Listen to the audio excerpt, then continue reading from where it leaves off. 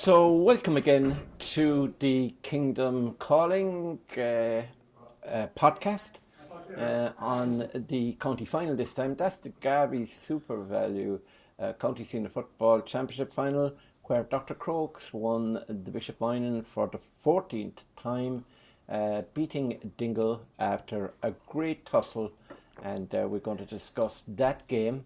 And we'll also discuss later on, of course, a couple of current topics, as well as we'll look back on the Kerry Petroleum County Junior Final, Premier Junior actually, and that's where, or Junior Premier, that's where Fireys, after extra time, got the better effort in a cracking second half and extra time to that game. That was on Saturday night. But as the rains came down on Sunday, on some of us, more of us were in cushy numbers in the box, and they were quite happy to laugh at the miserable conditions out there. But whatever about the misery that we had to suffer, both sides had to put up with some terrible conditions. So fair play and well done to both sets of players and to the referee Brendan Griffin and his officials, umpires and linesmen, etc., for a good job well done. Now with me to discuss the affairs of the weekend, particularly on Sunday, I have three knowledgeable men, well, two and a half. Firstly, I have Jimmy Darcy. Jimmy is well known to everybody in Kerry, and he's obviously works for a number of publications, but you see most of his stuff on the Kerry Man. He also was invited onto Terrace Talk but refused to go on at some stage back in the day, and he was also involved in compiling the county final programme, the Garveys SuperValu county final, and he did a great job, so well done to Jimmy. Jimmy, you're welcome. He's also commentates on sim games in particular. Now next we have former All-Ireland medal winner, that's John Kennedy. John is from SD, of course. He's 3 All-Ireland medals, and now I'll be interested to find out what he thinks of the final, or his assessment, and his team at the championship, of course, which we're going to have great fun at. But he also managed Clare, so he'd know what is the task facing Peter Keane. So that'll be very interesting when we get to that topic.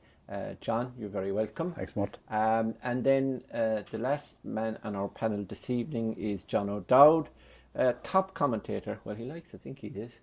Top commentator on Clubber. He is also writes for the Kerryman and the Examiner.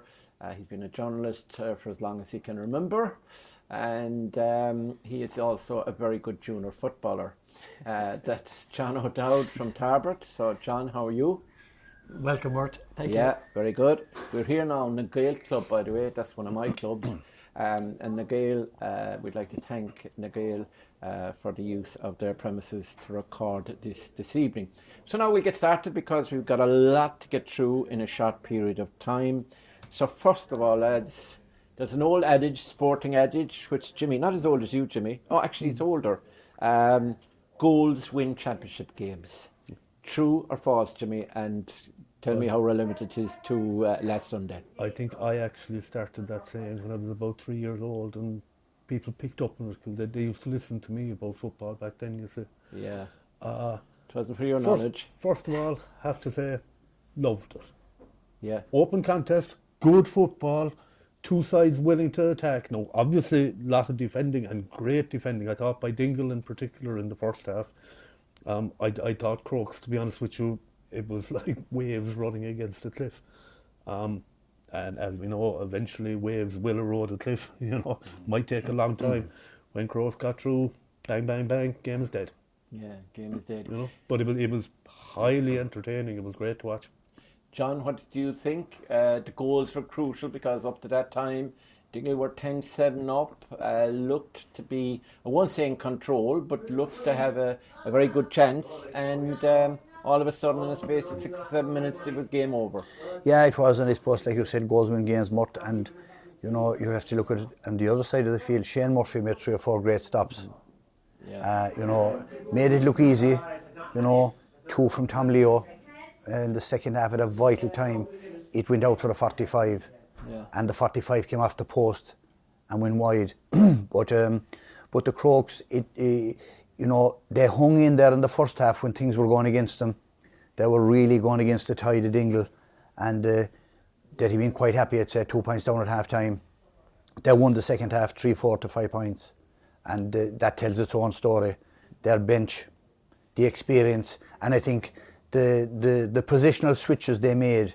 I think Keane McMahon coming out to the half forward line and Michal Burns going in, and the displays of the attacking from the half back line. But I think that it was in the last 10 to 12 minutes, the scores they got, it really showed the kind of football that Dr. Crokes can play, switching from side to side, running through the middle of the defence, and giving the ball to the man in the best position. And you know, they probably got the rub of the green maybe with 2 of the goals. They could have been blocked by Dingle, particularly Kieran Lary's. It was in the air, he won it. You know, another day he mightn't have won it. And I suppose for David Shaw's goal, the chip and the quick hands by Gavin O'Shea, real class. Yeah. Do you know who was missing for the 3 goals that they scored out of the back? Darcy Sullivan, yeah. And do you know who went back in there? Niall Ganey. No, not blaming Niall Ganey, but unfamiliar position. I know he's played at wing back. Could have been a factor. John, goals win games, and Crokes got them. But in the first half, I was just recounting there, we were recounting at the start, in the first 8 minutes alone, Dingle gave up 3 goal chances. Now, they took points. One was a punched over, wasn't it, by Tom O'Sullivan. You had Dylan Ganey had a chance, and was Cathal Banbury. Yeah. So, John, what do you think?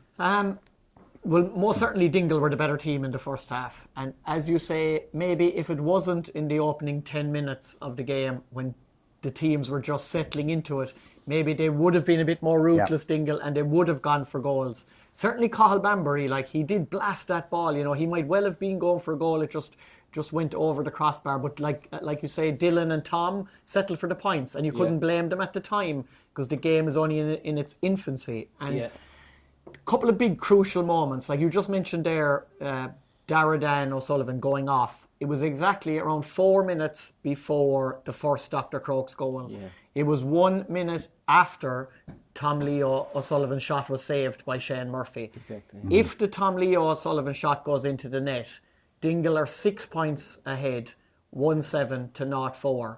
And who knows if Dr. Crokes would have been capable of coming back then. Because Dingle probably would have sat back even more bodies at that stage after getting the goal. It would have made it more difficult for Dr. Crokes to get in for 1 goal, 2 goals, never mind 3 goals. Do we know on the same point, do we know whether Darragh or Darragh O'Sullivan was injured or whether it was a tactical substitution? That's a good question. I don't know, did Dingle decide maybe that Darragh had put in so much effort at that stage of the game, or that he did have a knock? But what we do certainly know is that Conor O'Sullivan went off injured. Yeah. And you could see in the second half, without the height of Conor O'Sullivan in the full back line, that Dingle were vulnerable in that position.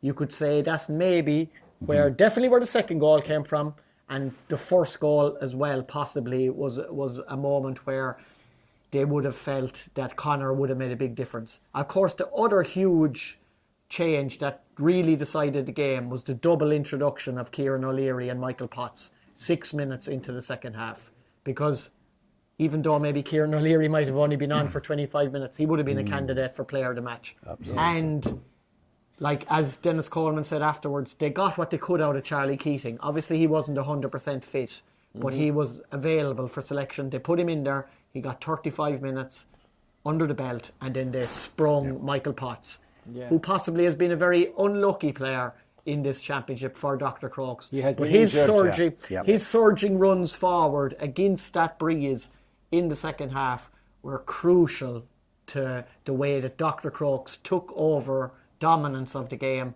They got those 3 goals in that 6 minutes, and at the end of the day, no matter what Dingle could do after that, there was no way back. No. Jimmy, tactics. Always we talk about tactics, and we're looking at this now obviously in hindsight, so let's talk tactics. If you look at the matchups and things you were looking at, Pat O'Shea, he decided, and he probably knew that Tom O'Sullivan would take up Tony Brosnan. And I'd say Tony Brosnan issued instructions. No, I'll change the word instructions to an edict. Do not move outside the 20-metre line. Do not come out the pitch. Do not come out. And even in the laid on, I noticed Tony spent a lot of time in his own full back line. Now, he didn't contribute anything to the scoreline. And people are saying, oh, Tony, my point is, Tom scored, was it 1 point, John? One point. 1 point. And didn't contribute a lot to, which more than what he normally would do. 3 or 4 points, creating chances on the run. Because he had to mind the house, they couldn't. I thought that was that was advantage Crokes there in that matchup. I don't agree, to be honest with you. I actually thought... It doesn't surprise me, but go on. I thought Tom Sullivan was absolutely outstanding. And what really, really impressed me is Tom. Tom Leo is another one, by the way. Tom Leo had a very good game. And it's all part of the same reason is modern football, you've got a lot of fast driving defenders, you know, bodies drop back, next thing you get space, you break, you're on the overlap, it's almost like rugby league. There's an awful lot of footballers who can do that. You've got footballers who crowd the back and you've 3 men on an attacker, and it's killing modern football, to be honest with you. Yeah. Tom Sullivan, or Tom Leo, or Evan Looney with Crokes, they'll go one-on-one with anyone, and they'll impact the game moving forward, putting the play forward. I'll put it to you, they can do both, which is, especially the one-on-one defending, is actually a rarity, and it's a fantastic art form in itself, and we don't see anything like enough of it. My point is that John Payne, who's a man-to-man marker, did a lot in attack, and he was instrumental. He was involved twice with Gavin O'Shea in the move that released Evan Looney for the final goal. That is the role I'd like to see Tom O'Sullivan play, but he didn't, and that's my point. John, what do you think of the matchups? I thought Crokes were clever. I think Matthew Flaherty and Gavin O'Shea for a while worked for Dingle, right? But he still touched the ball 35 times during the game. He was involved in 2 of the goals, that lovely flick to Shaw, and also the ball, he was involved in the early stages and of a 1-2 with Payne. Payne gave the ball to Looney. He'd loads of assists, he'd an assist for a point as well. So my point is that the key matchups, Paul Ganey, his role was strange, I thought. I thought he spent too much time on the wrong side of the pitch. Great defending, great player, has the vision, has everything. But I want him in my full forward line or on the 40, no further back. Yeah, I agree with you there. I think that you know, as you say, hindsight is a great thing. But Paul, like, he's been doing that role. We spoke about it during the year, you know, down the club final when they were under pressure, or the club group stages against Kinmare. He came out, that was the middle of the field. Barry Dan went in full forward after Dylan had come on, and he was the orchestrator. He was laying the ball into them, but it didn't work the last day. And sometimes in finals, the matchups, they can actually cancel each other out. You know, quite a lot of those, we'll say, the Gavin White, Paul Ganey, Fionn was on Dylan Ganey, Brian Looney and Matthew Flaherty. They both had their periods when they were on top in each of those duels, but at the end of the day, the Crokes had more options, and I think that the running from the defence, in particular when the 2 Sullivans were gone from 3 and 6, there was a gap which was exploited by Dr. Crokes, and the goals came as a result of running from the defence, shooting, the ball being half blocked, but Crokes won those ones. Yeah. They attacked more, they battled more, particularly in the second half. It was as if Dingle were expecting it to happen, whereas Crokes made it happen. Yeah. And I think that you know, the switches that Pat O'Shea and his management team made, they worked. Yeah. And the one thing you have to say about them, observing them from above, like they never, even when they were under pressure in the first half, they were very relaxed. They stayed in the game, and that's the sign of a great team. Yeah. You know, and then when they did get the chances, they exploited them and they took them. John, if you look at it, Crokes got their first goal, lovely flick onto David Sean, he put it away well. But then Barry Dan responded for Dingle and kicked a point. So Dingle went back 8 points to 1-4 ahead. Now, they had the wind, so it wasn't that they caved in. They had a goal chance, as you said, I think between then and the next Crokes goal. But it was good defending, good goalkeeping, good defending. And I think at that stage, all right, there was a kind of small bit of a freak nature on the goal that Kieran O'Leary got, because it was Cian McMahon sending the high ball, if you remember. The ball broke, and it came out, and Michael Flannery, who had come on, Michael Flannery, he tried to clear it, and it came back into O'Leary, and O'Leary kicked it in. It was maybe just Tom Leo was the last man back, but Niall Ganey was in around there, and he was trying to block it down, and he might have, either him or the keeper, killed the shot.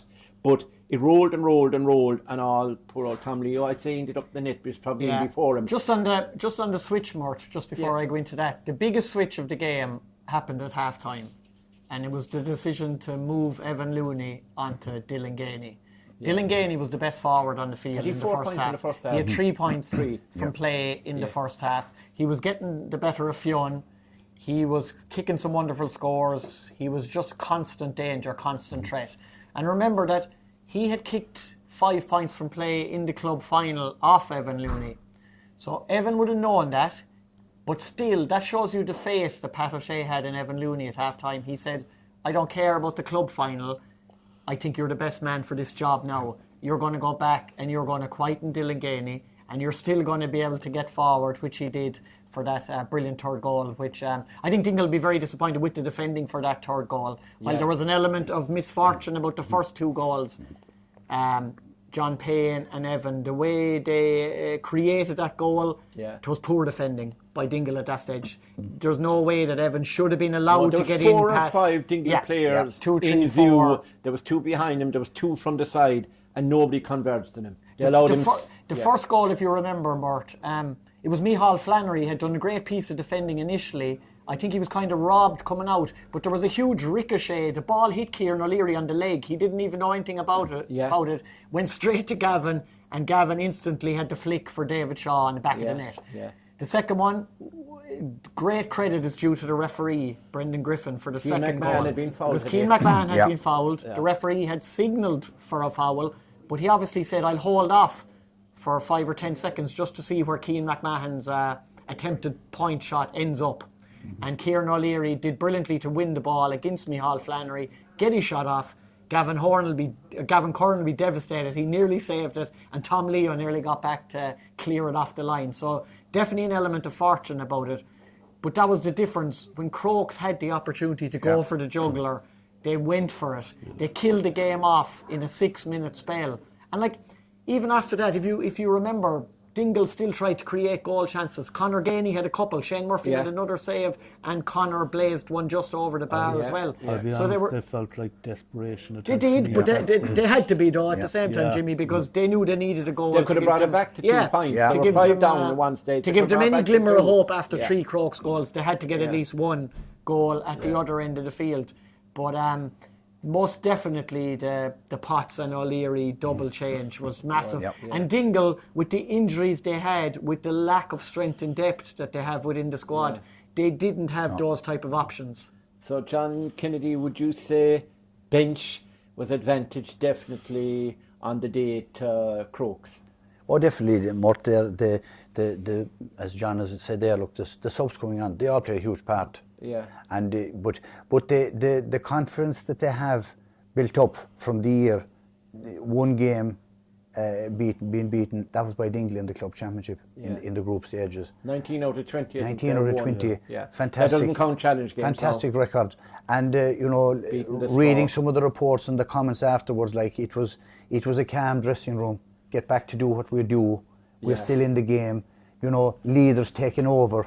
And that's the sign of a great team. And they had leaders, and as John said, Evan Looney, Brian Looney, Mark O'Shea on the middle. He was carrying a knock. Mark was carrying a knock, but he stayed going and he won vital ball. And certainly they ran out winners. But it's the management of the second half and the game management again that we come accustomed to. I think it's game intelligence. Noose is another word for it, but game intelligence. A lot of people talk about it. And game intelligence. Jimmy, I know now we're using you and asking you a question and using intelligence, the same word is a bit of a misnomer. But anyway, what did you think of the sorry, Jimmy, the unsung heroes in the game? There was a couple of them. I thought Cian McMahon. I thought he had an immense game. I met his grandmother after. She's a Mrs. O'Shea because she told me Neil O'Shea is her grandson. She had 2 grandsons, obviously. Neil is come back from injury or whatever. But she's very proud of Cian's final, I think. And she had met me before she came out. She always, all the grandmothers come to me. Wouldn't come to John O'Dowd, would come to me. Anyone would tell you they're not a club that do royalty. But if they did, the O'Sheas would be right up there. That's an old name in Dr. Crokes, you know, and Cian is the latest line of great footballers, you know, and all his uncles his on work both rate, sides. yeah. I thought bringing him out, I actually thought out around midfield on the loose ball and so on. Yeah. I thought he won an amount of kind of key possession, like what I'll call dirty ball, if you know what I mean. Yeah. On a day like that, and especially a day the conditions weren't great, those moments are absolutely vital, you know. Yeah. I actually thought an awful lot of players on both sides. I don't think there's any player, not that we would anyway. Yeah. But I don't think there's any player you could single out and say, they didn't give everything they had. Absolutely. You know, it did have the feel of a county final. Yeah. I think one player who I don't have the possession stats now, you might have them, Mort, but I think when Dr. Crokes were struggling in the first half, Gavin White drove him on with 2 great points. Brian Looney went surging forward on several runs. And I think one man who might gone a bit understated throughout the whole game, he probably handled more ball than anybody, was Mark O'Shea in the middle of the field. Yeah. I thought from beginning to end he was a leader for Dr. Crokes. Absolutely. In that understated way that he goes about his business. Yeah. You don't see him charging forward on these manic runs and looking to kick scores, but he just does the bits and pieces, the nuts and bolts. He's the link between the defence and the forward line. His work rate all the way across that middle third of the field. He gave a big hit as well there. Making himself available constantly for the ball. I thought he had a fine game all the way through. Yeah, when you look back at it, you could have put Gavin White, Brian Looney, Evan Looney, who got the match, and Mark O'Shea. All of those were immense, I thought, in their work rate throughout the game. Absolutely. Now, we're talking about Crokes, and obviously they won it, and well done to them. But Dingle, what can they take out of this, Jimmy, would you say? They've come to the well now, they've gone to the well. 2012, it didn't work out. Different team, obviously. 2015, they had a good few of this team, except the younger fellas. Didn't work out against the Crokes. That was the club final. 2018, a lot of this team played. Didn't work out against the Crokes. Sorry, they beat the Crokes in 15. And 2024, obviously, they lost. So 3 times now in finals, in modern times we call them, and beaten by Crokes. What do they need to do, or towards a consolation for them? There isn't too much that can be said in that this is tough for them, and there is no point in pretending that it isn't. I would have Ken Mayer in the mix a bit as well, and of course Crokes. Crokes have been down a bit over a couple of years, but we all knew they weren't far away. They're rattling the door all the time. Yeah. Dingle were so close for so long.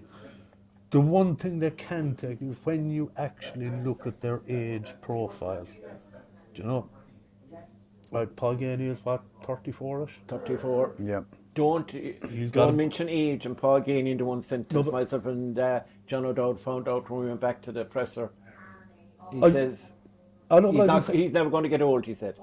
There were fools saying that, oh God, Kerry should be looking at him 2 years ago. Give me a break. Once again, for me, I know we'll argue about that later on, but for me, once again, he is the top player in the Kerry County Championship. If a guy's producing the goods, a guy's producing the goods. The others, that they're still going to have that team next year. Yeah. No, I think Crokes will learn a lot. East Kerry, people seem to be thinking, oh, East Kerry are gone. Because they lost a game in which they played poor enough, and they lost it because of a penalty save. Yeah. So I wouldn't be writing them off. No. I think this was a great chance for Dingle. They'll have another, but it's getting tougher.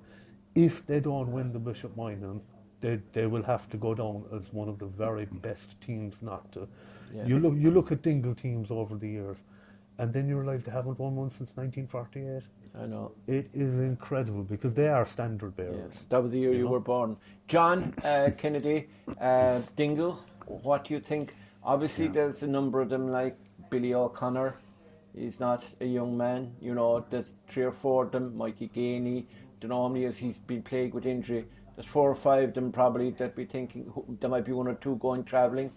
Their minors are in with somebody else. They don't, although Dingle you'd imagine is a huge town. It's not really. Yeah. And there isn't, Paul was explaining, there isn't that much, you know, around, you know, they're limited numbers. So they don't have the numbers that the Crokes have and other teams in East Kerry, the Listries, the Fosses, you know, the Ratmores around that belt, Milltown. So what would you think? You know, are they running out of time? This one will hurt Mort.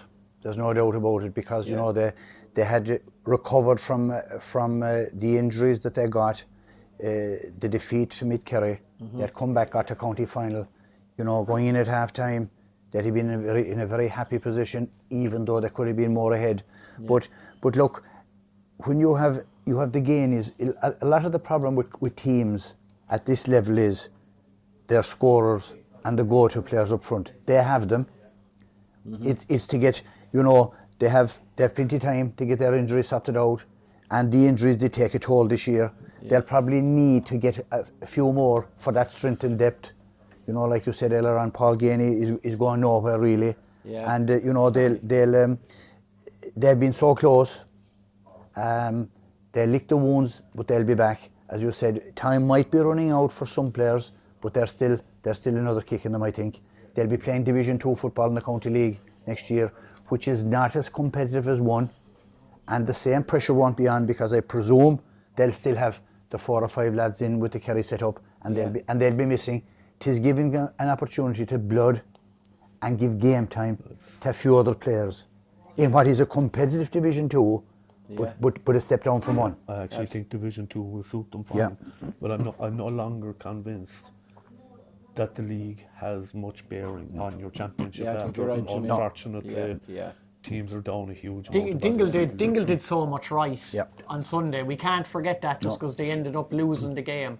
Like, if you told Padraig Corcoran on Sunday morning that after 43 minutes of the county final, Dr. Crokes would only have scored 4 points, that Dingle would be 3 points ahead, that Tony Brosnan would not score in the game at all, he would have snapped your hands off for such a statistic like that after 43 minutes. Like, basically, it is 3 goals in space of 6 minutes, and that was the end of Dingle. It wasn't as if Crokes were massively superior to Dingle on the day, but what they were was ruthless when the opportunities presented themselves. And like you say, going back to that opening 10 or 15 minutes, and even the couple of goal chances that they had in the second half, maybe Dingle just weren't ruthless enough. That was essentially the difference between the two teams. Because, again, if Tom Leo O'Sullivan, who, and Micheál Burns even admitted it speaking to us afterwards, he said, Tom Leo destroyed me in the first half. I couldn't get a kick off him. Like, they had so many of their matchups that were working really well for Dingle. If Tom Leo scores that goal, if Shane Murphy doesn't make that save, if Dingle are 6 points ahead, do you really think Dr. Crokes could still have come back and would still have got those 3 goals in 6 minutes? It would definitely have been doubly difficult to manage to do that with Dingle flooding bodies further back, potentially. Yeah. John, to finish up on it, I would say the difference between the two sides, if you take out all the matchups and the way the game developed, but the difference would be Crokes had that killer instinct that Crokes teams have had down through the ages, that they've learned from under 8, under 10s up along, keep possession, play the ball through the hands, wait for the opportunity, be patient, all of that, and then strike. Killer instinct. That was the difference between this. They stuck to their principles. They did, And the thing is, like, Shane Murphy played a huge part as well. His kick-outs were vital in the first half to find his man with possession because they found it difficult to get it. And when Crokes hit the front, they're so difficult to beat because they manage the game then. And we can't underestimate the loss of the two Sullivans at 3 and 6. Huge loss. Absolutely. The gap opened up that wasn't there previously. Exactly. Now, it may have opened up anyway, but it certainly, when they went off, made things easier. it made things easier, yeah. Jimmy, the match officials, what do you think of Brendan Griffin's performance? Absolutely On a very wet day. outstanding.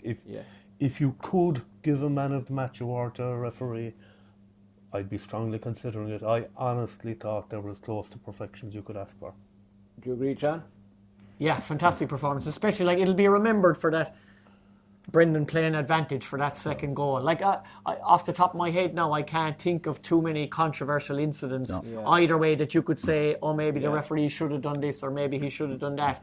He just went out about his job in an understated way, keeping control of the match. Absolutely. But I love referees that just allow that advantage, maybe for that split second. Bit of chaos. They've decided that it's a free, but they just want to see how the rest of the attack peters out. And only for that, like, that second goal doesn't happen if the ref blows the whistle instantly. Yeah. Remember, like, that's huge. I think what it shows the respect that Brendan has.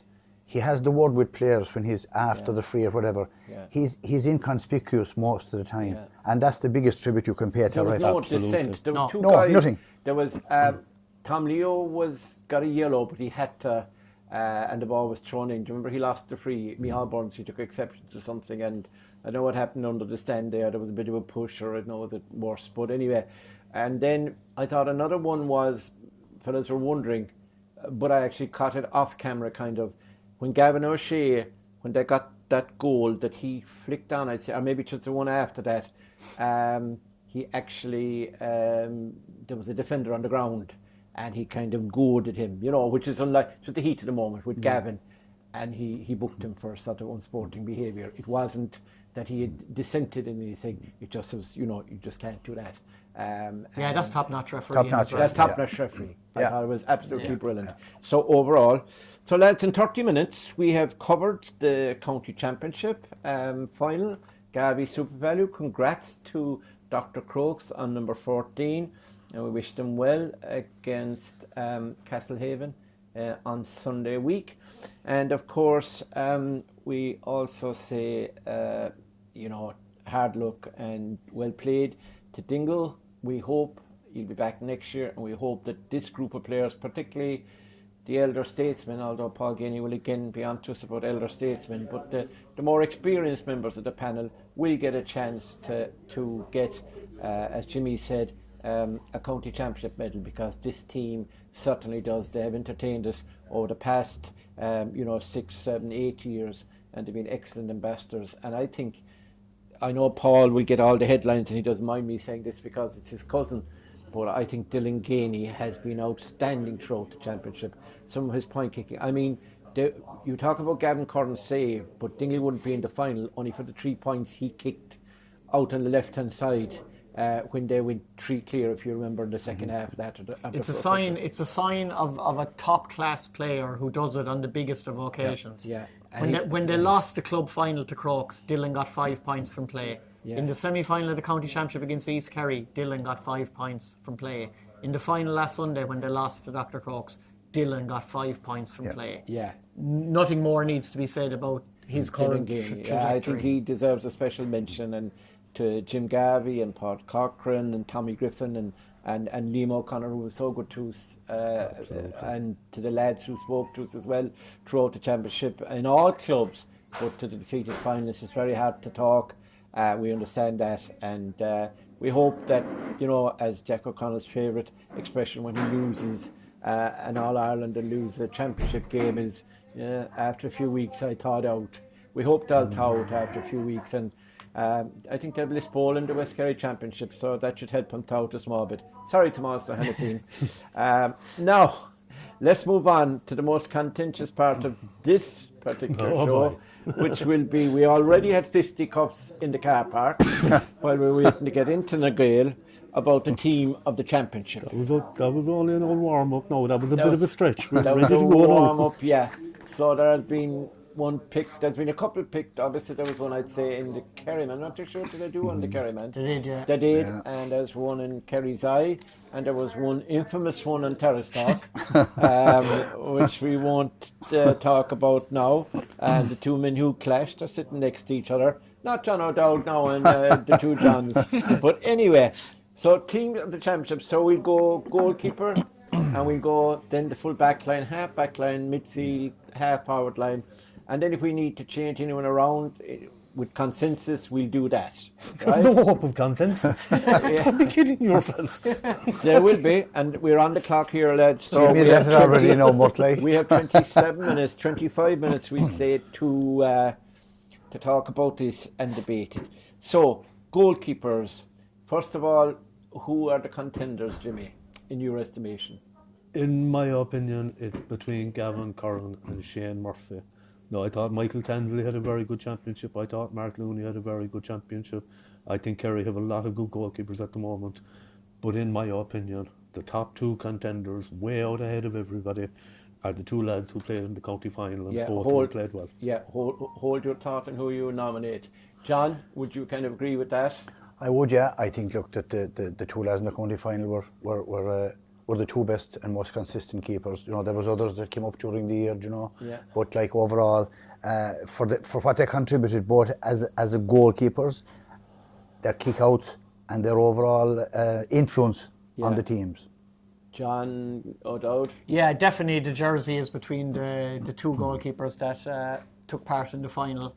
An honourable mention as well to William Casey out in Rathmore.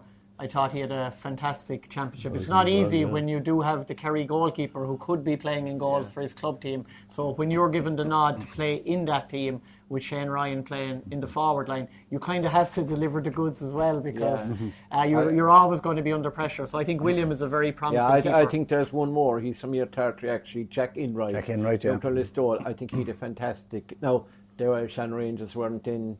Field Rangers, yeah. weren't in the championship long enough to nominate him, but I think he was very good throughout the games, wasn't he? And he's been, he's only a young fella. I think he's only 18, 19, is That's it? all, Yeah, he's a great champion. Just promoted up from the minors last year. Right, so now we got to go. I would agree with you on the contenders. So the goalkeeping position according to Jimmy. Jimmy, you vote for? I think that the penalty save in the East Kerry game just gives it to Gavin by kind of 51% to 49. They were both brilliant. That's the result of the American presidential election you're getting us. My nod goes to Gavin. Right. John, who are you going with? I go with Shane Murphy, Mort. I thought that, you know... Are you going to disagree with everything Jimmy said? No, I'm not. No. Look, very little choose between them. The penalty save was really a highlight for Gavin Curran. Yeah. But I thought that the last day, and I said it previously, when Crokes needed to find a man with the kick out, no better man than Shane Murphy. And don't forget, 5 saves. He was far more active than Gavin Curran was at the other side, even though he conceded 3. John O'Dowd? I think it's literally the toss of a coin between the two of them, because they both conceded 5 goals in the overall championship as well, so there was nothing between them on that front. I basically, in my own team, I just went for Gavin Curran in goals, principally because of the fact that I already had a numerous amount of Dr. Crokes players in the team elsewhere, so I just wanted to add in another Dingle player. But really, it's just 50-50, and I don't think anyone can complain if either is selected in the team of the championship. Yeah, well, I've gone for Shane Murphy. Dr. Crokes very tight, like you've all said. And to add for me, I actually was involved in Dancing with the Stars, or Strictly Come Dancing, and his mom was involved with me. I didn't dance with her, but she was in the opposition. And because of that, knowing his mom and knowing she's a very good dancer, I think Shane Murphy just well, you have the penalty save. This is just as good a reason. Shane Murphy gets the nod. Okay, so there's 2 for Shane Murphy. There's 2 for Gavin Curran. So the casting vote of chairman is me, and on the basis of democracy, Shane Murphy gets it. It's going to be a long night. But no, and look, it could be Gavin as well, to be honest with you. Yeah, absolutely. I think, first of all, when I sat down first, I probably had Gavin down, but I changed my mind. Now, full back line. Let's see. Let's do the cornerbacks. We've got the full back, I think, is kind of open. I think the cornerbacks is nearly open and shut, unless you're Jimmy Darcy. Jimmy, contenders, maybe give us 3 or 4 names. On the right, Evan Looney is an obvious name for everyone. I thought Sean Cleary of Mid-Kerry was excellent. Didn't get to the quarterfinals. I still thought he was excellent. I know, but she could be excellent playing with Town Rangers, but you need you'd need to get to quarterfinals, semi-final, probably, and final, really. I thought he was excellent. But anyway, you tell your opinion. Yeah. And another one, I'd like to give mention to. He's young and he wouldn't make my team. I suppose he's not really a contender, but a player I'll be keeping an eye on because I thought he was very impressive was Isaac Brosnan of St. Kieran's. Yeah, I just thought again did everything right, good decisions. In the other corner, again, I think Tom O'Sullivan is an obvious. Yeah. And this one you might not like, but I did think about it. I don't think it's biased. It really is my honest opinion. I did think that Owen Fitz was outstanding for sport. He was. I'd add one more in there, Jimmy. I thought, is it John Rice? John Rice, yeah. No, we saw he got to the quarterfinal. Yeah. I thought he did a very good game against Dingle. I was looking at John Rice. I actually do have it written there. Yeah, I know you said it to me earlier, so that's why I know I said I would steal your thunder. John Kennedy, that's good. John Kennedy, would you have roughly the same name? Yeah, roughly the same, yeah. Another guy that caught the eye, it isn't because he's from Shannon, young David Mulville. He's a guy that we're going to hear a lot about, you know, and another great prospect. But look, those guys there, John Rice as well, he was impressive, caught the eye. John, your selections? My selection is, I actually do think, and it's probably the same with most of the panel here, I think 5 of the 6 backs picked themselves 100%. There's just one place in the full back line is up for grabs. That's why in my team, I picked Tom O'Sullivan at full back with Evan Looney in one corner and John Rice from Templenoe in the other corner, because I did think outstanding in every single game that I saw him play was John Rice, between marking his man, between getting forward to kick points. And when I was looking for players just outside of the finalists, I kind of felt that they had to be really, really outstanding in the games that they played to have any chance of sneaking into the team ahead of the others. So that was my full back line with John Rice alongside Evan Looney and Tom O'Sullivan. Okay, Jimmy, you 2 cornerbacks, we go to full back after. Plum for? I think fairly obvious decision. Evan Looney and Tom O'Sullivan. They're mine as well, so John, you have no chance. John Kennedy, what are you? Yeah, they're mine as well, Mort, Evan Looney and Tom Sullivan. He copied me. So Evan Looney, sorry about John Rice, but I mean, it is a fair call, and we mentioned him before you actually mentioned him. I don't know what your team is, because you weren't prepared to tell me in advance. So Evan Looney and Tom O'Sullivan. So now, because Tom O'Sullivan is in the corner, we're looking for a full back. Now, Jimmy, I'm going to test you to your fullest. Who do you think would be a full back? And don't give me... I'm worried that I'm the guinea pig here, because it gives everybody else a chance to think about it. Or go, oh, Jimmy, that's ridiculous. No, it won't. For me, Conor O'Sullivan was absolutely outstanding all I would through the agree with you, championship. Jimmy, I'm starting to agree with you. I'm getting worried. The injury was a killer. Another who very much caught my eye, I thought looked very well, was Tommy O'Sullivan of Kenmare. Yeah. What about Dylan Casey? Would that be a name? I know he played Sean O'Shea and it didn't work out for him, but all the other games he was very good.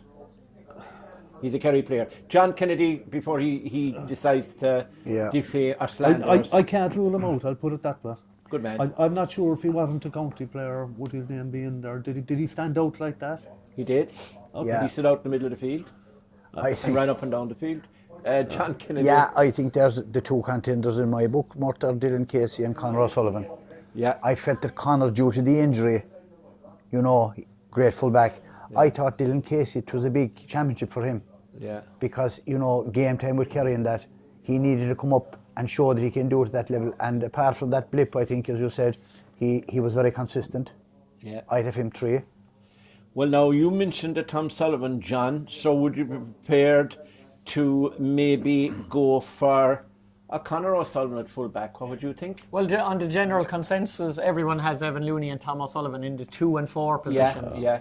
So if you were looking for a 3, certainly wouldn't be against a Conor O'Sullivan going in there, that's for sure, because if you look at it, his absence having to go off in the final had a pivotal bearing on the eventual outcome. So that would indicate how much of an influence he was on the Dingle team. Yeah, I have Conor O'Sullivan down at full back. JC told me in advance to put it down, so I put it down. So our full back line on a democratic vote has been Evan Looney of Dr. Crokes, Conor O'Sullivan of Dingle, and Tom O'Sullivan of Dingle. And we have Shane Murphy, thanks to me, in goal. Right. So I think the half-back line, we don't have to spend long on it. No.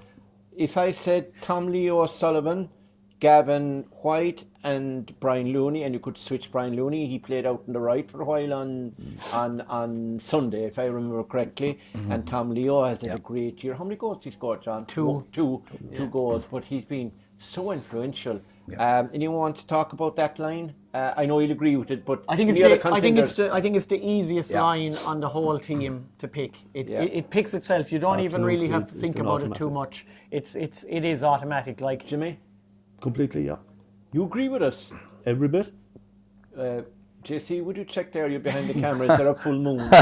Are those bombs going off next door? Are they firecrackers or what?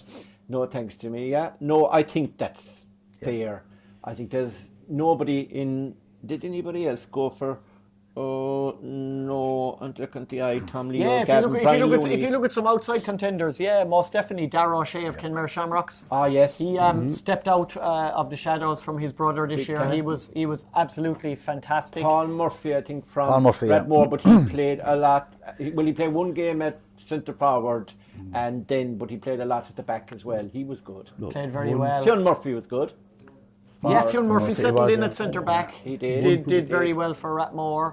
One player I'd have loved to have seen more of, except for injury, is Andrew Moynihan of Rathmore. Absolutely. Unfortunately, he missed too much. And I think of the it. other player, and he's a county player, prospect. but they weren't in the same reasons I gave him for Sean Cleary and Owen Clifford and all these boys, would be Mike Breen. Mike Breen did the games he did play in the championship. I think he played very well. And you could add Jason Foley to that. I thought he did a great championship.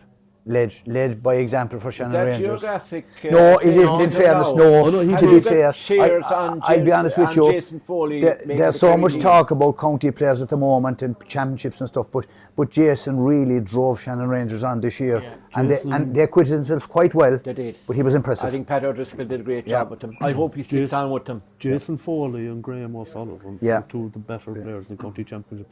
But I kind of looked at both of them around midfield. But absolutely, it's a feature for me of this county championship, and not a particularly welcome one, that the players who were already in with Kerry, for the most part, looked like the best players in the county championship to me. Well, you'd expect that, Jimmy. The county players should be shining in the county championship, and not to stir up a hornet's nest. They should be starring in the district championships. You're still looking for players. Evan Looney has put his hand up. Sean O'Connell has put his hand up. Darragh Lyne put his hand up. Yeah. But you know, Tom Leo has definitely put his hand up. Tom Leo has for promotion to the senior squad. But I was still hoping that there would be more. More of a push. Keith Evans is playing well in the Mid-Kerry Championship. You'd never know. There's a lot less county players that didn't perform well in the county championship than did play well this year, and that's good to see, because you need We've said it for a few years that some of the county players didn't perform over the last number of years. This year, I think it bucked the trend. It did.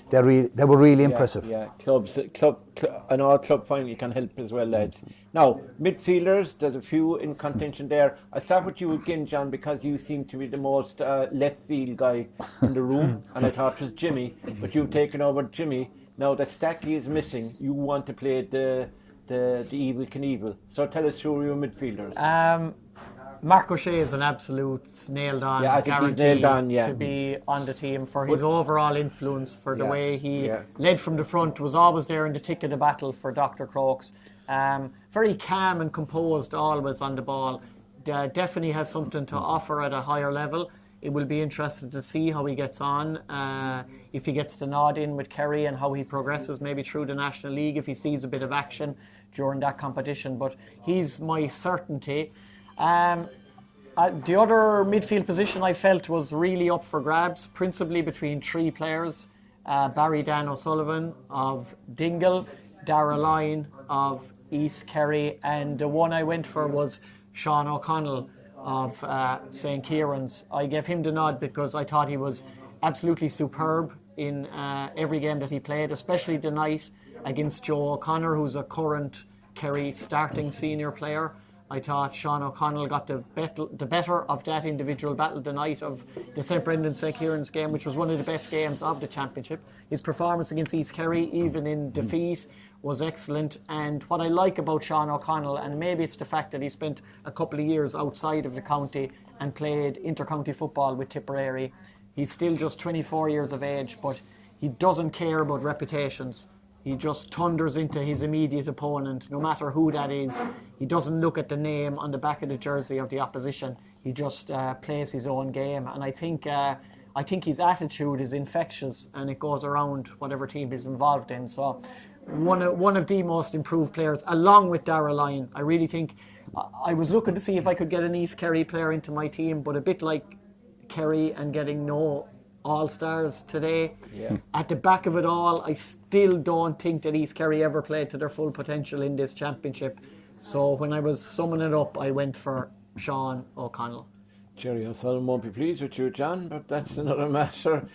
John Kennedy, I presume Mark O'Shea you'd agree with. Now, who are you going to put with him?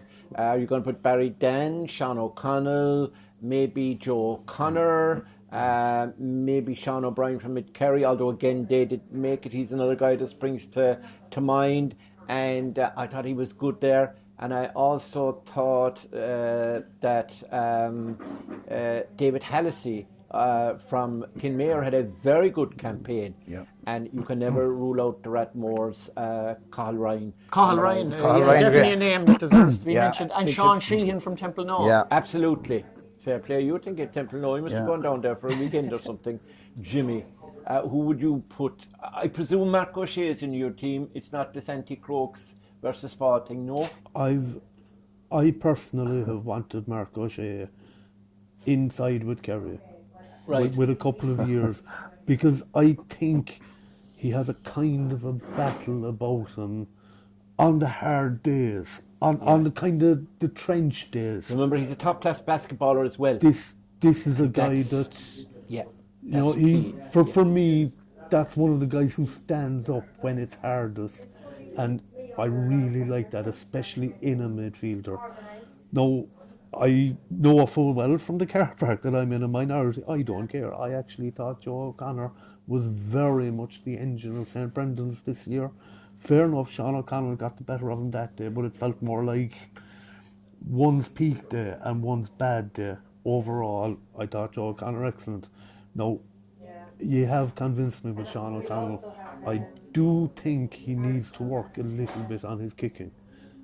This is yours truly who wears slip-ons because he can't tie his shoelaces, like. Yeah. But You're a I'm great just saying, kicker yourself outside the chip shop at 3 in College Street. I've seen him in a couple of games. He's a fantastic ball winner. He can boom over fantastic points from 50 metres. Yeah. There are also a few kicks where they're not even going to reach the corner flag. You know, so that's just a little thing. I'd like to see him a little bit tighter. Rob Stack isn't quite there yet, but he's definitely on the trajectory. Good man, good call. Dara Lyne, he's struggled a little bit with niggling injuries over the past couple of years. This year, he had a completely injury-free run, and my God, you could tell. Yeah. County League, Club Championship, everything. But he was playing with a team, as John said, who weren't firing on all cylinders. He has been phenomenal. He's Kerry Championship again. He has started like a house on fire. I'd be surprised if Jack doesn't look at him. And when you consider, Jimmy, that you could say basically with the news that came through today on Killian Burke as well, Yeah. you could basically say that there's 3 wing forwards gone from this year's Kerry panel for next year. Darragh Lyne is well capable of playing as a wing forward as well. That's where he nominally lined out a lot of the time for East Kerry. So I think, Jimmy, that you'll definitely see Darragh Lyne involved I think we'll be there now. in the county setup. Remember, hopefully we'll have Jack Barry back as well. Yeah. And Jack Barry's a good footballer. And the Gale were unlucky because they were down a lot of bodies this year. Yeah.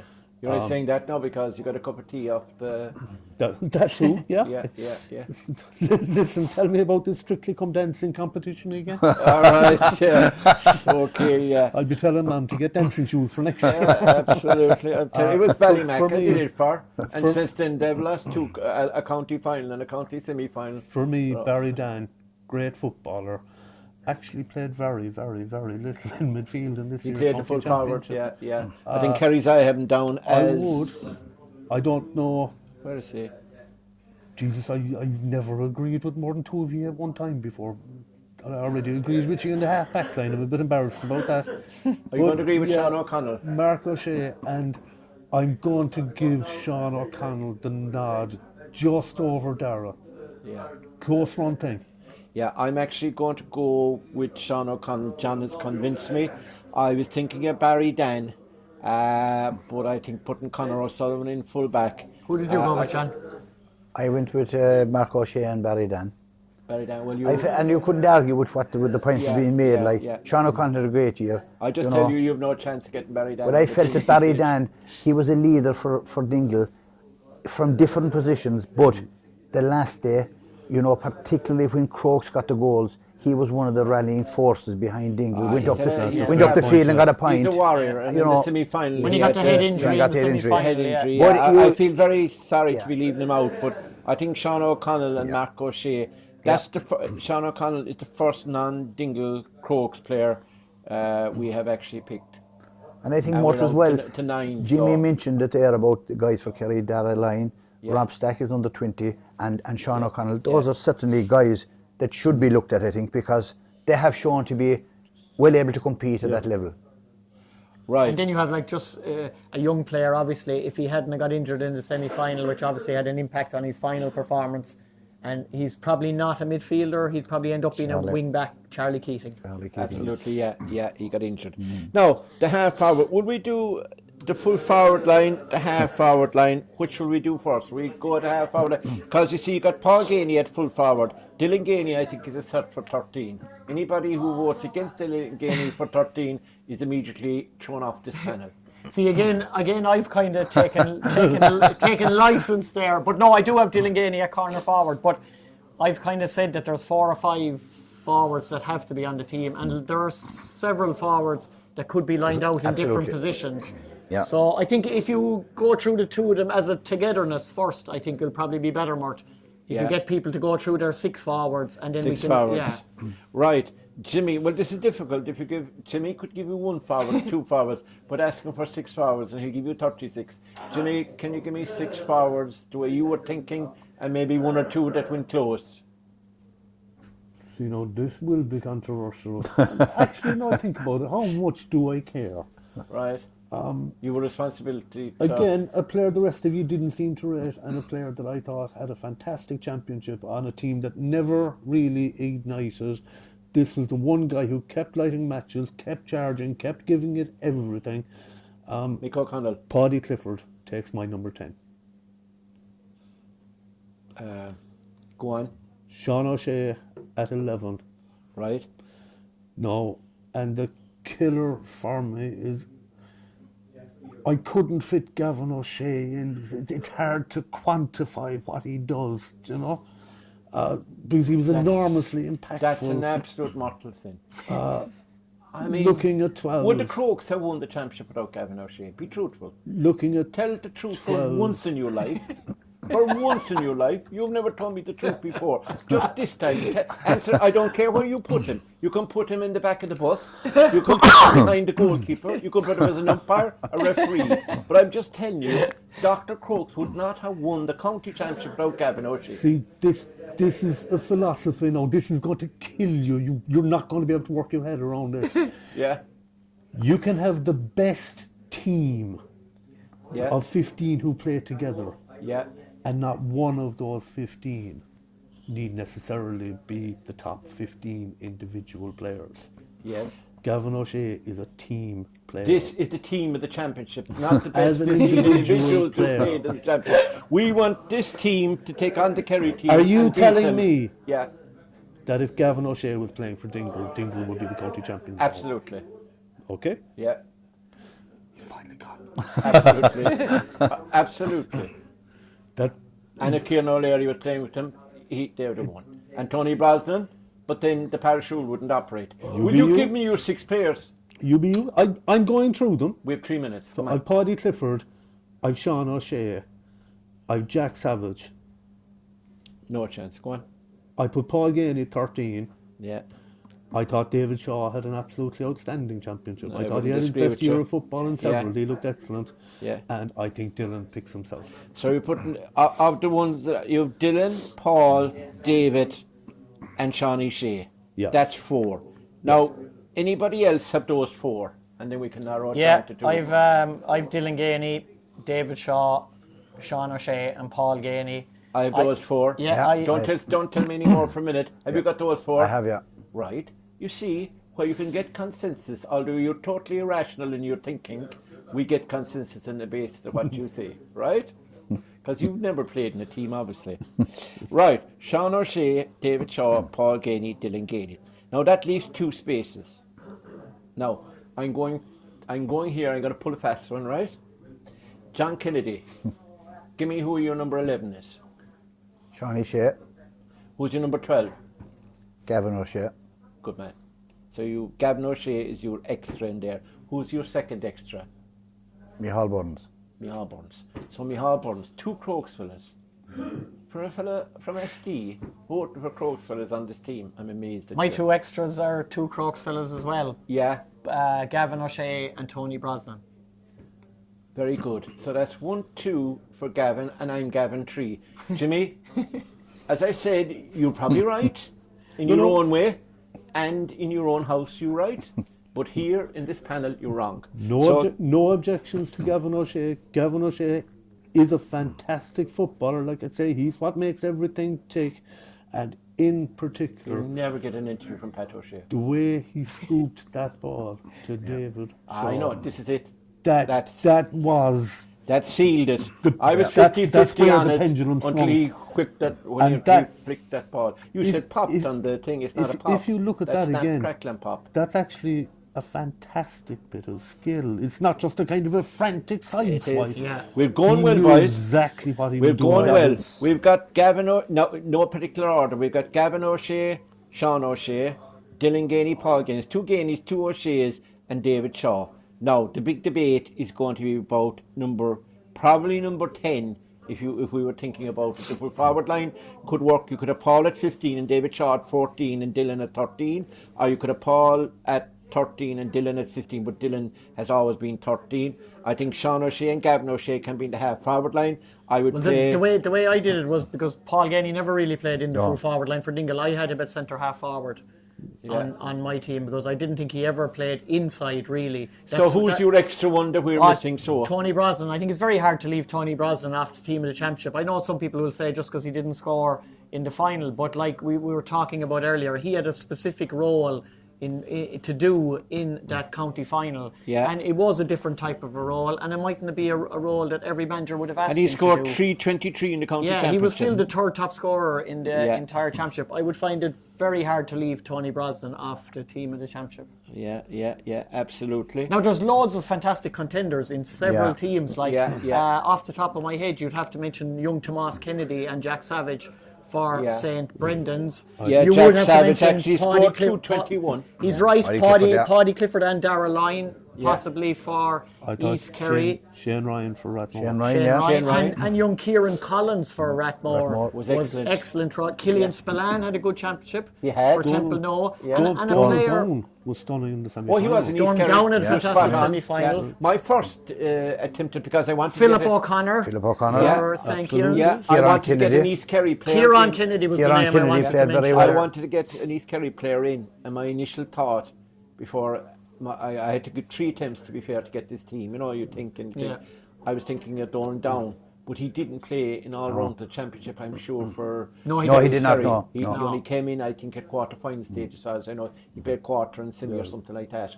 So, I was just weighing that up, so that ruled him out. I mean, I was looking at him for kind of the same jersey as Dylan. Yeah. And no. I don't think there's anyone out there going to pick a team and not have Dylan on it. No, they would have to. Would you have Tony Brosnan? Would you be okay with that, Jimmy? Or would you have religious or political or sporting differences? No. I think we've consensus. Tony Brosnan. Tony Brosnan. For me, we had only 3 remote possibilities of an All-Star. It was remote. But Tony Brosnan, for me, was Kerry's best forward this year. And he didn't get nominated for an All-Star. No, but I'm just saying that he... No, I know what you mean. He's had that year. He's played at Can't that argue level. that now, Right. Including at club level. So absolutely, no objection to him being in there. Right. So will we agree even that you have it slightly different, but will we agree Tony Brosnan, because he can play at 10, that's where he played with 10. We put Gavin at 11, where he normally plays anyway, right? We can put Sean O'Shea at 12. Sean has done that for Kerry. He's played out there as a third midfielder, kind of, as a link man, or you can put Gavin there. And inside, Dylan, Paul, and David Shaw. Well, probably Dylan, David Shaw, and Paul Ganey would be where to put it, would it? Yeah. And Paul can go out to centre forward. For me, it was the target man role, the big man inside that David played. No, he also kicked some fantastic. He did, and his long-range monsters. His goal was vital. I think his consistency and his extra leadership that he's brought to the Dr. Crokes team this season. So I will name the clubber, I suppose, stroke Kingdom Calling, etc. Garveys SuperValu team of the championship according to us. And JC probably take this down somewhere, and it'll be up online when you see this maybe. Shane Murphy, Dr. Crokes gets the nod over Gavin, current in goals. The full back line is Evan Looney, Dr. Crokes, Conor O'Sullivan of Dingle, and then we have Tom O'Sullivan of Dingle. Then we have Tom Leo O'Sullivan of Dingle, Gavin O'Shea of Dr. Crokes. Gavin White, sorry. Gavin O'Shea twice. And Brian Looney, and I didn't do any Strictly Dancing with his mother, and Brian Looney of Dr. Crokes. Midfield, Sean O'Connell just gets the nod. They're over Barry Dan from St. Kieran's, and we have Mark O'Shea from Dr. Crokes. The half forward line, it looks like Tony Brosnan of Crokes, Gavin O'Shea of Crokes, and Shawnee O'Shea of Kinmare. And the inside line, Dylan Ganey of Dingle, David Shaw of Dr. Crokes, and Paul Ganey of Dingle. I think that's a pretty good 15 lads. You have to give Sean O'Shea great credit as well for a man who was knocked out in the quarterfinals. The fact that he still finished as top scorer in the championship, playing 2 less matches. 328, it was a fantastic scoreline. Yeah, he's class. And then, if you were to look at just the semi-final and the final combined and think of the 10 points from play that Dylan Ganey scored, he would undoubtedly be the best forward of the semi-finals and final. Yeah. I think the most contentious thing we're going to do now, Jimmy, because you like contention from what you said at the car park, the poor old John Kennedy. Anyway, we have the player of the championship. Now, I'm going to ignore you for a minute, and then I'm going to go the other way, whichever you want. John O'Dowd, a bit of sense. Who are the contenders? Give me 3 contenders, and we'll pick one then. I think we all agree there's about 3 names there. Yeah, I suppose contenders, I don't know if I can even... I find it very hard to pick a winner here. I think Dylan and Paul Ganey have to be in contention, obviously, I would say, from the Dingle perspective, but it has to be a Dr. Crokes player. Yeah, I think the winner, we will understand this, we'll go on this kind of, I won't say parameter is the word, maybe a rule, that the player of the championship will come from the winners. I would probably be nailing it down between Evan Looney and Brian Looney, but it's very hard, because then you're leaving out your Gavin Whites and the other influential players in Dr. Crokes. Jimmy's trying to get it. Jimmy, wait your turn now. John Kennedy's next. Yeah, I'd agree with John there. I'm just looking at Jimmy, he doesn't agree, but I'd agree with John. I think, the 2 Ganeys were outstanding. Yeah. But Crokes won the county championship, and for me, Tony Brosnan had a great campaign, Gavin White, but I thought the two Loonies definitely were You're going to give it to one of them. Yeah, for It's not me, the Looney Tunes if you want now. me to It's call not a it, cartoon character. my He's a two. player of the year for his consistency, and when he wasn't playing earlier on, how Crokes missed him, Brian Looney. Brian Looney. Thought he was outstanding the last day again, particularly in the first half. Yeah. When things weren't going well, Now, Brian I think- Looney was yeah. orchestrating things at the back. He was closing off. He was doing the simple things. Yeah. And I thought the runs he made, and for me the highlight of the county final was the run at the end of the game up in front of the stand where he flicked the ball ahead and went on. He belied his years, but he showed real class, and he showed the football ability he has. Yeah. Now, I was going to ask you, Jimmy, but we'll go for a commercial break. No, Jimmy, I know who you're going to tell me. I know you're going to tell me, and you're entitled to it, so tell me. I have thought about this. This is an iconic player. They should really have a statue up in Dr. Crokes to him. I think if we were to sit down and go through the Kerry County Championship all the way back, down through the years, and pick the best 15 ever, Brian Looney is the only current player with a realistic chance of taking a place. Kieran O'Leary might be in that conversation. Brian Sheehan might be in that conversation. Brian Looney would Brian Sheehan absolutely doesn't play with Crokes. definitely. No, but he's still playing with St Mary's. Oh, yes. No, I'm not just saying of Crokes. I'm saying all over the county. What about John Kennedy? Every player. It's yourself or Eddie Walsh who will be taking. Do you know what I mean? But Brian Looney would be realistic in that conversation. Was he the most impactful player in this year's county championship? Different thing. Was he impactful? Absolutely. Was Gavin O'Shea impactful? Absolutely. Micheál Burns, Evan Looney, no question. What's but your the problem, single individual player for me who was the most impactful in this year's county championship, Except the final. head and shoulders, Except the was final. Paul Gainey. He didn't have a good final. Scored 2, assisted 2, played most of it out the field. He Yeah. did not have a bad final. If he wasn't Paul Gainey, if he was someone else, you'd be well impressed with their contribution. You're thinking because he's Paul Gainey, because I've seen him be the absolute 1-7, shining light, 3-2. the star of Bethlehem in games. Yeah. Paul Gainey, for me, and I've said it before, this for me is the third year in a row that Paul Gainey just pips Sean O'Shea for player of the county championship. Neither of them have actually won the Bishop Moynihan, but in a team game, the best team wins, the best individual player doesn't. David Clifford got Footballer of the Year last year. I think that was fair. I did think he was the best individual footballer last year. The same as that, no question for me. As I say, it's not disrespectful to Brian Looney. The guy's a legend with very good reason. But Right. no, absolutely not. Paul Gainey for me. I can't see you change my mind. I'm open to argument. Yeah, Kinmare. But I'm not hearing any argument that moves the dial in the Kinmare slightest. lost in the quarter-final, was it, lads? Yeah. Yeah, lost in the quarter-final. So Sean O'Shea, good in all as he played, excellent Absolutely. footballer he is. Absolutely. You could not give him the player of the Kerry County Championship. How could you? In we this, saw him for in this how many case, I games did we see couldn't him? because I saw a better player. Yeah. That's why I'm At not giving least it Paul to him. Gainey's in the final.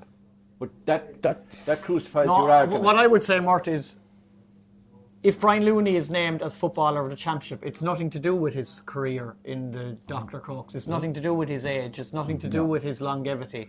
It's to do with his performances in this championship. Yeah. Go back to the very first game down in Kenmare on a very horrible weather afternoon when Dr. Crokes were just coming off the celebrations in the club final. Who was man of the match against Kenmare?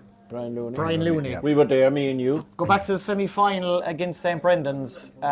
Who scored 2 points that day and who was voted man of the match? Brian Looney. Brian Looney. I interviewed him, I think. Who was one of the key players for Dr. Crokes last Sunday, who, when things were going against them, which is the biggest sign of any player, especially in the first half, when they didn't have a massive amount of leaders, Shane apart Murphy. from Gavin White and Mark O'Shea as well. Brian Looney was undoubtedly one of the players who brought Dr. Crokes back into this game. So if we do decide on Brian as player of the championship, I don't think it's anything to do with his past or anything to do with his brilliant career in the Black and Amber. It's to do with how he played this year. But I'm not picking Paul Ganey for any other reason either. Dylan Ganey would be Dingle's man of the match in the final and the semi-final. In the semi-final, again, Paul was absolutely outstanding. Paul was man of the match in all their other games. Even go back and look at the Mid-Kerry game that they lost. Paul was the one guy that was rock solid. No doubt about through. it. What happened was other players, to me, got a bit complacent in the second half, and I thought Kieran Kennedy stepped up hugely for Mid-Kerry, and they won that, and that was a great game. That for me meant that Mid-Kerry, even though they went out early enough in the championship, they showed a lot of flashes of greatness. No, for but me. what I would say, I would still say that Paul Ganey played the most football. to counteract that I saw. that, Jimmy, and it's nothing against Paul Ganey or any Dingle player. Dingle lost 2 games in the county championship. Dr. Crokes didn't lose any game in the county championship against serious opposition from beginning to end. They never had an easy match between Kenmare to Mid-Kerry, who beat Dingle, on to Rathmore, on to St. Brendan's, and on to Dingle again. In my opinion, the player of the championship has to be a Dr. Crokes player. Yeah. Yeah, and to be fair, I'd say to Jimmy, in fairness, Jimmy, none of us are arguing with the fact that Paul and Dylan Ganey and Brian Looney are the 3 probably standout players above all. Yeah. Consistently. John has said it about Brian, you've said it about Paul. Yeah. But I think the fact that shading it for me, for Brian is, if we do go with him, is Dr. Crokes won the county title. He was hugely influential in all their games, regardless whether he's 17 or 37 or 47. That's not an issue. I'm genuinely not trying to be argumentative. I was only joking earlier on. But there is a huge sticking principle for me. The idea that the best player has to come from the winners is a non-sporting ideal to me. It goes against my grain of thinking in sport, you know. I know what you I mean. mean? Yeah, I know what you mean. And you're right to hold it. You see, the thing is, you're right, but you're wrong, if you know what I mean. Now try and figure that one out. Well, but in fairness, Mort, I kind of know all what the you're week saying. there was people picking their teams at the championship, Yeah. and knowledgeable GA people, Yeah. and no one is wrong with the team. there's that no pick. one wrong. No, No, nobody exactly. is wrong with the player of the year, because we all have our own, and we see something in the player that others mightn't see or whatever. Yeah. But Yeah. and I can see valid reasons for that. There's no argument there. No, No. there's no argument. No. It's just a point of difference of opinion. Absolutely. There are people in America. We that mightn't might- agree with you, Jimmy, but we see our point as well. There are though. people in America that could possibly vote for Donald Trump, and I might sit down and have a pint with some of those people someday. Someday. Fair enough. They'd have to be tipping me, but you know, Right, so lads, we've slightly gone over. What's your selection, Mort? My selection is completely left field, but I will go along with Brian Looney on the basis that, as you said, since he came back on the scene, I think it was the semi-final of the club over in Rathmore that he came back on, and he was outstanding that day. First game back, and I think he was introduced. I don't think he started that game. JC will probably know. He was introduced, wasn't he? Yeah, introduced. And Gavin O'Shea came back in that day, I'm sure, as well. And I think since then, Crokes began to tick. And I think right throughout his performance had been consistent. Now, I would like to give it to Gavin O'Shea, but it's when you look at the contribution that Brian made, if you look at the experience that he brought to the table, if you look when they were sagging at times, along with Gavin White, mind you. Gavin isn't far off it either. No, and Evan Looney is very close. And Evan came on again. Evan was struck with injury for a while as well. He missed a few games and came on, etc. But they won 19 games out of 20. Yeah. It's not like they suddenly turned the corner. No, but they were struggling. They lost against Dingle, and it could have, in the opening round of the club. You're trying to make holes in my argument, but democracy. You were talking about Trump, who's not a Democrat. You were like him. You're probably right. Mort, there's also some breaking news apparently filtering out from Lewis Road of a personal variety this evening, and I think we'll have to give congratulations to the aforementioned Gavin White, who apparently has just got engaged.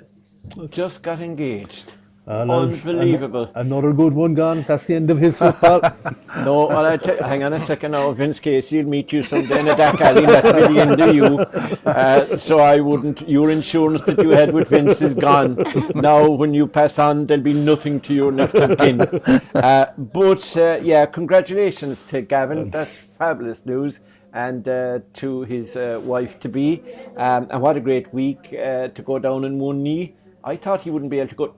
I thought he wouldn't be able to go down in any knee because he looked injured coming off the pitch the last day. What'll be his highlight this week? Getting engaged getting on the clubber team of the championship? I'd say getting on the clubber team. And if I knew that before I made my decision on the player of the championship, Gavin White would have been player of the championship, because any man who's brave enough to propose on the week in the Monday club or whatever club he was involved in, he obviously had drink taken, had he, Jimmy?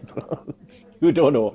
So are we agreed? I think Brian Looney is fairly united. Now, again, Jimmy, democracy has it, and you have no problem with it. I have my objection on record. Yes, and you wanted Paul Ganey, and it's much appreciated. And there'll be fish supper in Mihal Families for you, and you'll get a free lunch in Paul Ganey's bar and restaurant. Sure, I already owe a fella 2 turkeys. And you owe me 2 turkeys for my article. That's it. So, the player of the championship from the clubber crew is Brian Looney. It caused a bit of debate, but it was all healthy and positive, and fair play to Jimmy for being different than the rest of us, and he wasn't swayed by anyone else's opinion, just like myself. So Brian Looney is the player of the championship. We've given you the team of the championship. And finally, lads, we've got to wrap up because we're 1:19, I think, in, so this will be a 1:20 broadcast, which isn't too bad. We went very quickly through the game, but I think the team of the championship and the player of the championship has extended a small, but people will still understand that we had to go through the debate. Overall, lads, good championship, average championship, poor championship. How would your diagnosis be, a prognosis? Overall, I'll definitely give it a nod. I think the new format worked very well. I think the switch to more local venues helped generate a better atmosphere. I thought we had a cracking final. Having 2 clubs does make a difference, with no disrespect to East Kerry, and I genuinely mean no disrespect to East Kerry, but having 2 new teams in the final brought a fresh element and a fresh sense of excitement, and I think it wasn't always great. There were average enough games along the way, but it definitely ended on a high note. Very good. John? I would be happy overall. Yeah, I agree with that. I think that, in fairness, the new format, it made a big difference. There was a bit of bite in it, in fairness now. And, the dead rubber games were really gone. The fact that 2 club teams were in it, it was fresh, again, with no disrespect. The same teams coming through. There was a even in spite of a bad day, there was a big crowd in Austin Stack Park. Great game. And, I saw the other thing, as we've spoken about this before, is the level of professionalism that's going into the Senior County Championship now. You look at all the management teams involved, the quality of people, the games, and the games are reflecting that in general of the type of football they want to play and the preparation they're putting in, which is only right for the Bishop Moynihan Cup competition. But overall, it was a step up, and I think the other positive was the county players, the way they performed, and quite a number of younger lads that put up their hand to be looked at. There's a big step in making it, but it's far more positive that these guys performed in good company, and they deserve a look at in the Kerry setup. John? good Yeah, championship. 100%. Getting rid of the group stages was massive. Big plus for the competition. As Jimmy mentioned, that weekend, I think it was round 3, where they brought the 4 matches out to different venues. Yeah. It wasn't in Ossasack Park or it wasn't in Fisher Stadium. I think they have to do more of that going forward, because it leads to better atmospheres, especially before you come to the semi-final and final stages of the competition. From an inter-county point of view, I think it was an eye-opener, because it showed that the players currently, at this moment in time, are way happier, are enjoying their club football much more than they're enjoying inter-county football at this moment in time. Whether the new rules will help with that going forward, we'll wait and see. But overall, 2 new teams as well, 2 club teams, a very good championship, worthy winners, and a team that's won a treble already, with a chance of winning potentially 2 more trophies before the year is out. I don't think we 3, can ask. I'd say. O'Donoghue Cup. Munster Munster. Champ- Yeah, the All Ireland. I don't is in think the new we year. can ask for much more than that. We had a special team this year, and they deserve all the kudos. Very well done. So thanks to Terence and Joe Costello and the CCC and the Football Review Committee, which John was a member of, and it was decided not that this time, county... not this time, Mort. Not this time? No, not this time, no. No, that's right. Yeah, well, obviously that's why it worked. So yeah, for the new format, we'll call it, and it worked well this year. I'd like to say on behalf of Clubber and all the lads who work with us on Clubber, thanks to all the clubs, the team managers, the players in particular who've embraced and were always quick to, none of us, they never refused an interview, and all the clubs who welcomed us to the grounds and made, except Kiel, who tried to get rid of me, but I think I got a push from my man here on the left, Jimmy Darcy. So I have nothing against Kiel if I at had all. my life to live again. He'd have pushed me harder, so thanks to Kiel as well. But everywhere we went, we were looked after. Out in Glenflesk, I had to climb that ladder again. And all the venues, Beaufort, everywhere, Milltown, everywhere we went, Kilaughlan, we were well received back during the club championship days, back in Dingle lads. John, you were back. Everybody was great. Over in Rathmore, they welcomed me with a heart and a half. Dennis McCrone, of course, over there. So thanks to everybody for making it easier for us, for all the people on the cameras who brought us to games, JC and his aide-de-camp, Dee was there, Ozzy was there, Ed, all the lads, Tom Hannifin of course, Christy Reardon back in South Kerry. South Kerry games will be on, by the way, 2 semi-finals this weekend, live and exclusive on Clubber on Saturday and Sunday. But yeah, we'd like to thank everybody who's been involved, and everybody who's been involved here in the panel. Obviously, Clive O'Callaghan is not here tonight.